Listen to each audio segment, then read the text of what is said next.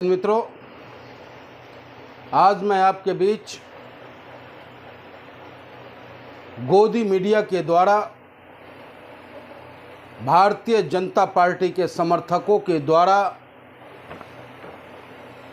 एक नई बहस छेड़ने को लेकर के और अपने देश के हिंदू और मुसलमान भाइयों को सतर्क करने के लिए ये वीडियो बना रहा हूँ। आज देश कई ज्वलंत मुद्दों से जूझ रहा है। आज देश बेरोजगारी, भय, भूख, भ्रष्टाचार चहुं ओर व्याप्त है। कहीं कोई इस पे सवाल न कर ले। देश की मां बहन की आबरू सुरक्षित नहीं, इस पे कोई प्रधानमंत्री जी से हिंदुस्तान की आवाम पूछ न ले। मणिपुर के ऊपर कहीं कोई सवाल न उठा दे। नूह में जिस तरीके से बुलडोजर गरजा, वो तो धन्यवाद हाईकोर्ट को कि उन्होंने संज्ञान लिया। और उस पे भी अगर मैं हक और हकूक की बात करूं तो ये भारतीय जनता पार्टी और इनकी गोदी मीडिया, इनके लोग ट्रोल करने का काम करते हैं। जब हमारा नेता हिंदुस्तान के सबसे बड़े पंचायत में बैठकर आम हिंदुस्तानियों की आवाज को बुलंद करता है, जब हमारा नेता मात्र 8 मिनटों में सरकार से 11 सवाल करता है, तो सरकार समर्थक गोदी मीडिया 1 सेकंड का क्लिप चलाने का काम करता है ताकि कहीं हिंदुस्तान की आवाम जाग न जाए। हिंदुस्तान की आवाम, हिंदू और मुसलमान, बैरिस्टर असदुद्दीन ओवैसी साहब की बेहतर सोच को समझ न ले। उसे नहीं दिखाएगा ये।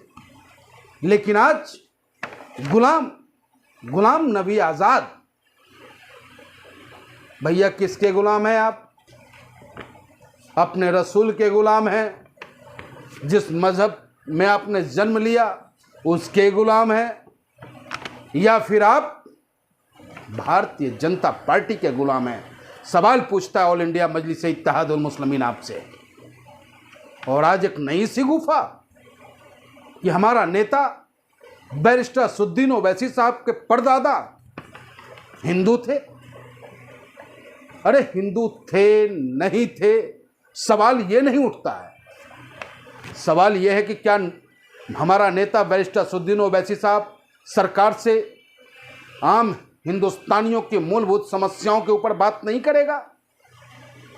क्या हिंदुस्तानियों का अधिकार नहीं है? स्वास्थ्य, शिक्षा, रोटी, कपड़ा और मकान, ये उनका मूल अधिकार है या नहीं है? ये पूछता है ऑल इंडिया मजलिस इत्तेहादुल मुस्लिमीन। आज महंगाई चरम पे है, लोगों के घरों से टमाटर गायब हैं, लोगों को रोटी के लाले पड़ रहे हैं। लेकिन ये भारतीय जनता पार्टी और इनके समर्थक गोदी मीडिया, बहस आज होनी चाहिए थी। चुनाव नजदीक है। अगर मीडिया वाकई ईमानदारी के साथ अपने काम को करता तो आज बहस होना था कि सरकार के काला कानून जो कृषि बिल आया था उस पर क्या हुआ अब तक।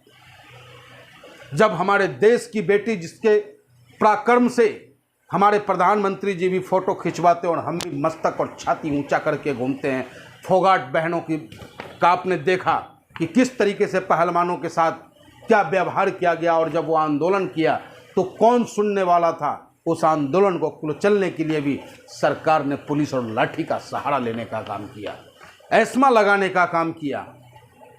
जब हमारे नेता सरकार से पूछता है, ये मोदी जी, आपसे हिंदुस्तान पूछ रहा है कि आपने कहा था 2 करोड़ लोगों को हर साल रोजगार देंगे, कहाँ है वो रोजगार? आपने कहा था कि आप मुझे ताकत दो, दाऊद इब्राहिम जेल में होगा, कहाँ है दाऊद इब्राहिम? पूछता है ऑल इंडिया मजलिस इत्तेहादुल मुस्लिमीन।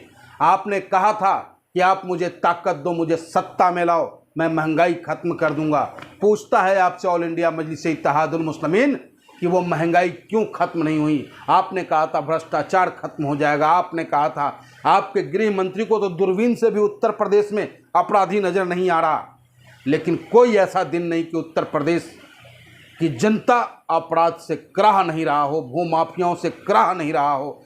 बस कार्रवाई उस पे होगी जो सरकार समर्थक नहीं होगा। तो ये सवाल पूछना नाजायज़ है। अगर हम ये सवाल पूछेंगे, ज्वलंत मुद्दा हमारा नेता उठाएगा, तो आप उनकी जाति और उनके दादा परदादा आगे पीछे दौड़ना शुरू करेंगे। आपको करारा जवाब मिलेगा।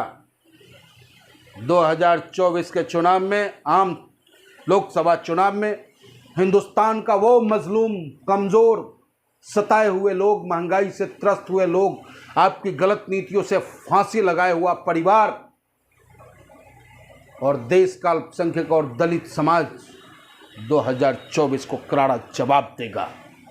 और मुझे यकीन है, विश्वास है कि हिंदुस्तान का आवाम, चाहे वो किसी भी धर्म और संप्रदाय से हो, वो पहले हिंदुस्तानी हैं और हिंदुस्तान के हक में पतंग चुनाव चिन्ह के बटन को दबाने का काम करेंगे। जय हिंद, जय भारत, हिंदुस्तान जिंदाबाद, संविधान जिंदाबाद, बैरिस्टर असदुद्दीन ओवैसी साहब जिंदाबाद।